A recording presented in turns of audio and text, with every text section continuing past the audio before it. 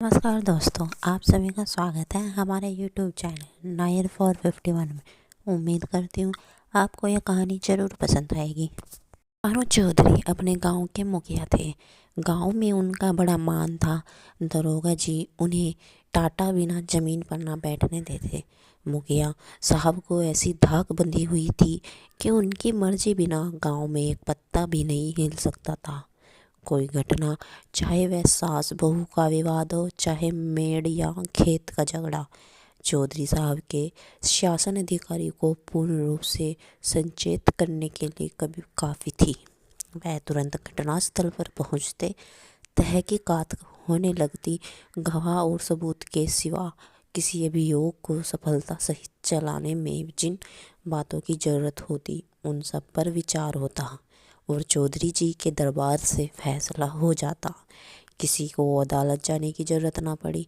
हाँ, इस कष्ट के लिए चौधरी साहब कुछ फीस जरूर लेते थे। यदि किसी अवसर पर फीस मिलने में असुविधा के कारण उन्हें धीरज से काम लेना पड़ता तो गांव में आफत मच जाती थी, क्योंकि उनके धीरज और दारोगा जी के क्रोध में कोई घनिष्ठ संबंध था। सारांश यह है कि चौधरी से उनके दोस्त दुश्मन सभी चौंकते रहते थे। चौधरी साहब महाशय के 3 सुयुग पुत्र थे। बड़े लड़के बितान एक सुशिक्षित मनुष्य थे। डाके के रजिस्टर पर दस्तखत कर लेते थे।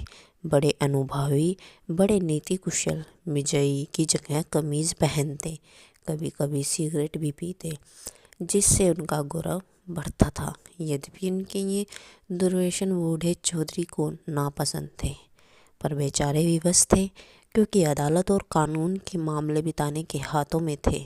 वह कानून का पुतला था। कानून की दफ़ाएं उसकी ज़बान पर रखी रहती थी। गवाह बढ़ने घटने में वह पूरा उस्ताद था। मझले लड़के शान चौधरी कृषि विभाग के अधिकारी थे। बुद्धि की मत, लेकिन शरीर से बड़े परिश्रम। जहाँ घास ना जमती हो वहाँ केसर जमा देते। तीसरे लड़के का नाम गुमान था। वह बड़ा रसिक, साथ ही उद्घड़ भी था। मुहर्रम में ढोल इतने जोरों से बजाता कि कान के पर्दे फट जाते। मछली फंसाने का बड़ा शौकीन था। बड़ा रंगीला जवान था। खजड़ी बजा बजा कर जब वह मीठे स्वर से ख्याल गाता तो रंग के जम जाता। उसके दंगल का ऐसा शौक था कि कोसों कोसों तक धावा मारता। पर घर वाले कुछ ऐसे सूक्ष्म थे कि उसके इन व्यंजनों से तलिक भी सहानुभूति ना रखते थे। पिता और भाइयों ने तो उस पर खेद समझ रखा था। गुड़ की धमकी, शिक्षा और उपदेश, स्नेह और विनय, किसी का उस पर कुछ भी असर नहीं हुआ। हाँ, भावजे अभी तक उसकी ओर से निराश नहीं हुई थी। वे अभी तक उसे कड़वी दवाइयाँ पिलाई जाती थी, पर आलस्य वह राज रोग है जिसकी रोग कभी नहीं संभलता। ऐसा कोई विराल ही दिन जाता होगा कि बाक गुमान को भावजों के कटु वाक्य न सुनने पड़ते हों। ये विषैले सर कभी कभी उसे कठोर हृदय में चुभ जाते, किंतु यह घाव रात भर से अधिक न रहता। भोर होते ही थकने के साथ ही यह पीड़ा भी शांत हो जाती। तड़का हुआ, उसने हाथ मुंह धोया, बंशी उठाई और तालाब की ओर चल खड़ा हुआ। बावजे फूलों की वर्षा किए करती।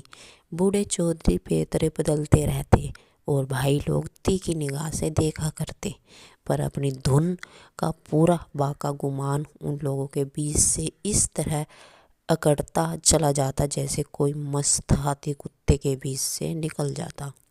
उसे सुमार्ग पर लाने के लिए क्या उपाय नहीं किए गए। बाप समझाता, बेटा ऐसी राह चलो जिससे तुम्हें भी पैसे मिले और गृहस्थी का भी निर्वाह हो। भाइयों के भरोसे कब तक रहोगे?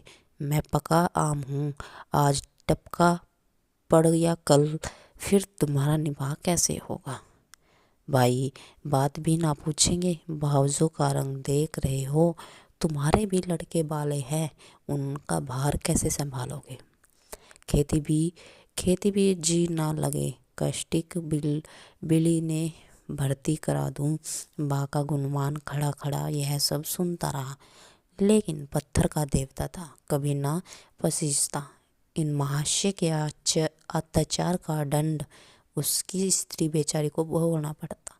मेहनत के घर के जितने काम होते वे उसी के सिर थोपे जाते।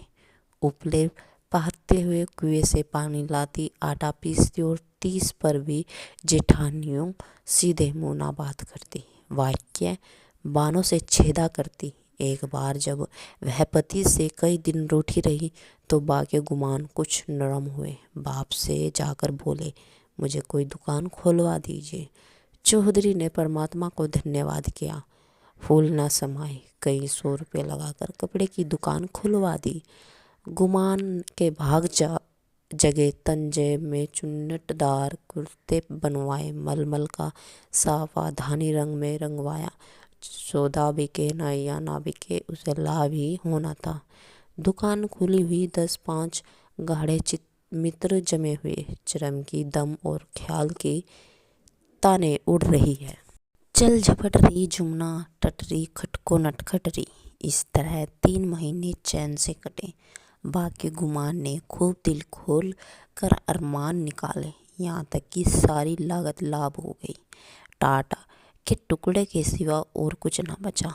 बूढ़े चौधरी कुएं में गिरने चले। बावजाओं ने घोर आंदोलन मचाया। अरे राम, हमारे बच्चे और हम चीतड़ों को तरसे, गाड़े का एक कुर्ता भी नसीब ना हो और इतनी बड़ी दुकान इस निखट्टू को कफन बन गई। अब कौन मुंह दिखाएगा, कौन मुंह लेकर घर में पैर रखेगा। किंतु बाकी गुमान के तेवर जरा भी मैले ना हुए। वही मुंह लिए वह फिर आया और फिर वही पुरानी चाल चलने लगा। कानूनदा बिताने उनके ये ठाट बाट देख कर चल जाता। मैं सारा दिन पसीना बहाऊं, मुझे नैन सुख का कुर्ता भी ना मिले। यह अफाही सारे दिन चारपाई तोड़े और यूं बंठन कर निकाले। ऐसे वस्तु शायद मुझे अपने ब्याह में भी ना मिले होंगे। मीठे सान के हृदय में भी कुछ ऐसा ही विचार उठते थे। अतः मैं यह जलन सही ना गई और अग्नि भड़की तो एक दिन कानूनदा बिताने की पत्नी उमा नाम के सारे कपड़े उठा लाई और उन पर मिट्टी का तेल उठेड़ कर आग लगा दी। ज्वाला उठी, सारे कपड़े देखते देखते जल कर राख हो गए। गुमान रोते थे, दोनों भाई खड़े तमाशा देखते थे। बूढ़े चौधरी ने यह दृश्य देखा और सिर पीट लिया। यह देशगनी है, घर को जलाकर तो तक बुझेगी। यह ज्वाला तो थोड़ी देर में शांत हो गई, परंतु हृदय की आग जो की तो दहकती रही। अंत में एक दिन बूढ़े चौधरी ने घर के सब मेंबरों को एकत्र किया और गूढ़े विषय पर विचार करने लगे कि बेड़ा कैसे पार हो। बिताने से बोले, बेटा, तुमने आज देखा कि बात की बात में सैकड़ों रुपये पर पानी फिर गया। अब इस तरह निर्वाह होना असंभव है।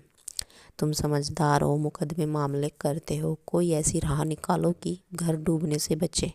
मैं चाहता था कि जब तक चोला रहे सबको समेटे रहूं, मगर भगवान के मन में कुछ और ही है। बितान की नीति कुशलता अपनी चतुर शाहगामनी के सामने लुप्त हो जाती थी। वह उसका उत्तर सोच ही रहे थे कि श्रीमती जी बोल उठी, दादाजी, आप समझाने बुझाने से काम नहीं चलेगा। सहते सहते हमारा कलेजा पक गया। बेटे की जितनी पीर बाप को होगी, भैया को उतनी क्या, उसकी आधी भी नहीं हो सकती। मैं तो साफ कहती हूँ, गुमान को तुम्हारी कमाई में हक है। उन्हें कंचन के कोर खिलाओ और चांदी के हिंडाले में झुलाओ। हम में ना इतना बूता है, ना इतना कलेजा। हम अपनी झोपड़ी अलग बना लेंगे। हाँ, जो कुछ हमारा हो वह हमको मिलना चाहिए। बाट बखरा कर दीजिए, भला से 4 आदमी हंसेंगे। अब कहाँ तक दुनिया की लाज ढोवे। नीतिक विधान पर इस पर बलप्रयोक्ता का जो असर हुआ वह उनके विकासित और पुवित चेहरे से झलक रहा था। उनमें सब इतना साहस न था कि इस प्रस्ताव का इतनी स्पष्टता से व्यक्त कर सकते। नीतिक महाशय गंभीरता से बोले, जायदाद मुश्तरका, मनकुला या गैर मंकुला, आपके हीन हयात तकसीम की जाती है। इसकी नज़ीरें मौजूद है। जमींदार को शकील तो मिता करने का कोई इस्तेहाक नहीं है। अब मंदी बुद्धि शान की बारी आई, पर बेचारा किसान बैलों के पीछे आंखें बंद करके चलने वाला ऐसे गुड विषय पर कैसे मुंह खोलता, दुविधा में पड़ा हुआ था। तब उसकी सत्यवक्ता धर्मपत्नी ने अपनी जेठानी का अनुसरण यह कठिन कार्य संपन्न किया। बोली, बड़ी बहन ने जो कुछ कहा उसके सिवा और दूसरा उपाय नहीं। कोई तो कलेजा तोड़ तोड़ कर कमाए, मगर पैसे पैसे को तरसे, तन ढकाए को वस्त्र तक न मिले, और कोई सुख की नींद सोए, हाथ बढ़ा बढ़ा के खाए। ऐसी अंधेरी नगरी में अब हमारा निभाना होगा। शान चौधरी ने भी इस प्रस्ताव का मुक्त कंठ से अनुमोदन किया। अब बूढ़े चौधरी गुमान से बोले, क्यों बेटा, तुम्हें भी यह मंजूर है?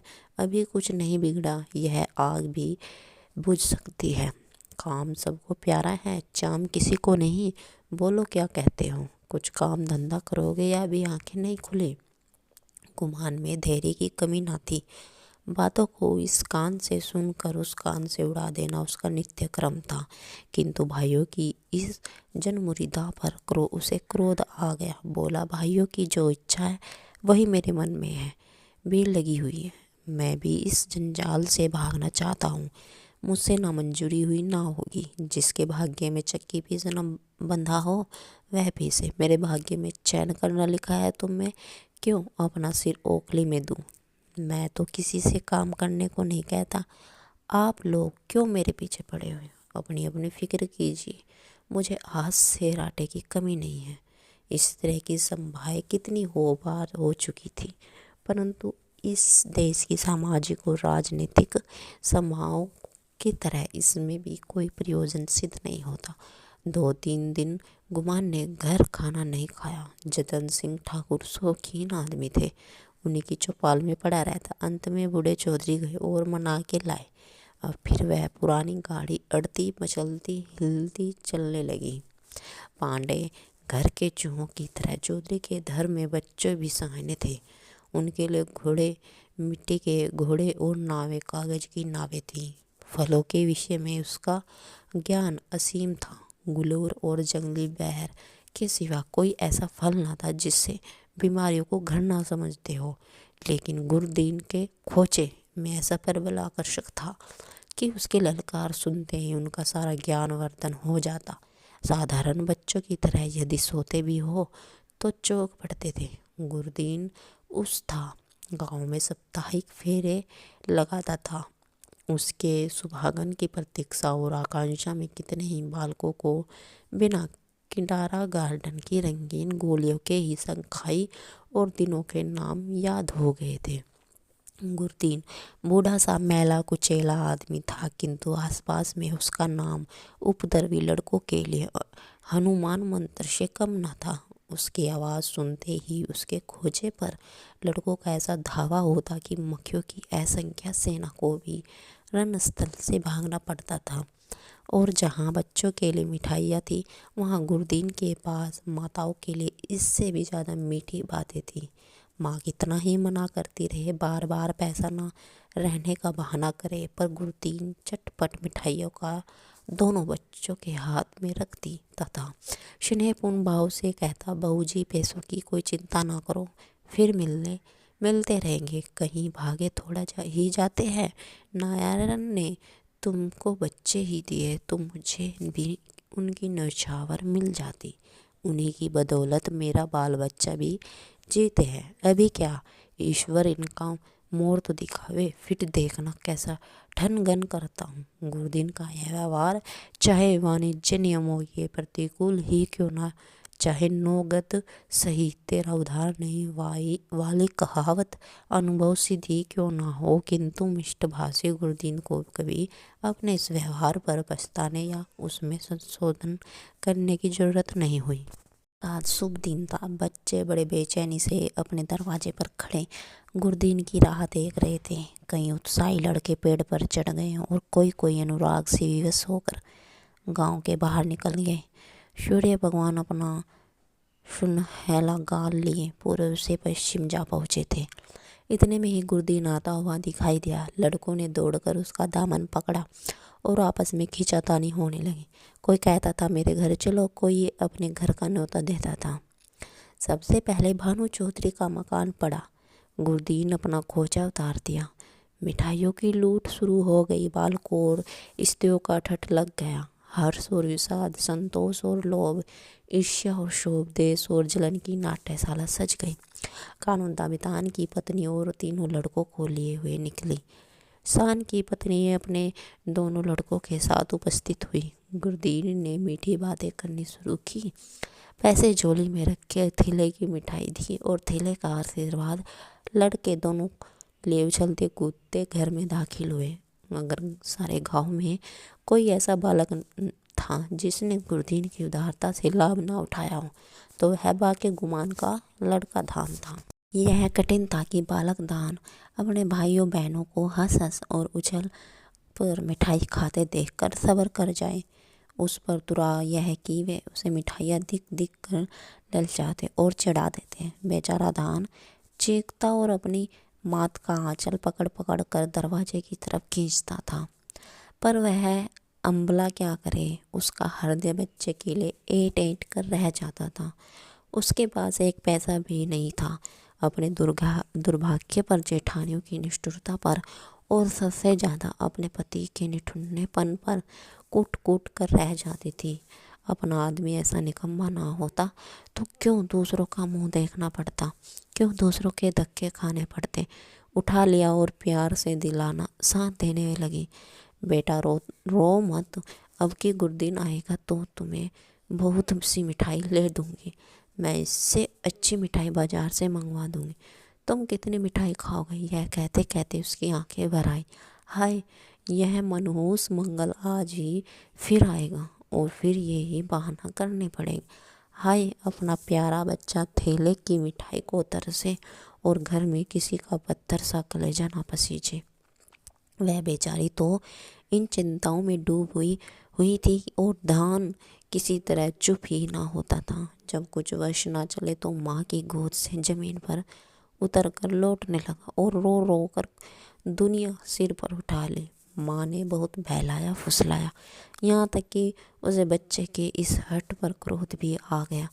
मानव हृदय के रहस्य कभी समझ में नहीं आते। कहाँ तो बच्चे को प्यार से चिपटाती थी, ऐसे झंझलाई को कि उसे 2-3 थप्पड़ जोर से लगाए और घुट कर बोली, चुप रहो ऐ भागे, तेरे ही मुंह मिठाई खाने का है, अपना दिन को नहीं रोते, मिठाई खाने का चला है। बाका गुमान अपनी कोठरी के द्वार पर बैठा हुआ यह कोत को बड़े ध्यान से देख रहा था। वह इस बच्चे को बहुत चाहता था। इस वक्त के थप्पड़ उसके हृदय में तेज भाले के समान लगे और चुभ गए। शायद उसका अभिप्राय भी यही था। दुनिया रुई को ढूंढने के लिए ताहत पर चोट लगाता है। जिस तरह पत्थर और पानी में आग छिपी रहती है, उसी तरह मनुष्य के हृदय में भी, चाहे वह कैसा ही क्रूर और कठोर क्यों ना हो, उत्कर्ष और कोमल भाव छिपे रहते हैं। गुमान की आंखें भर आई। आंसू की बूंदें बद्दुआ हमारे हृदय की मुनीलता को उज्जवल कर देती। गुमान संचेत हो गया। उसने जाकर बच्चे का गोद में उठा लिया और अपनी पत्नी से करुणात्मक स्वर में बोला, बच्चे को पर इतना क्रोध क्यों करती हो? तुम्हारा दोस्त मैं हूँ, मुझको जो दंड चाहो दो। परमात्मा ने चाहा तो कल से लोग इस घर में मेरा और मेरे बाल बच्चे का भी आदर करेंगे। तुमने आज मुझे सदा के लिए इस तरह जगा दिया मानो मेरे कानों में सकनाद का कर मुझे कर्म पथ में प्रवेश का उपदेश दिया था।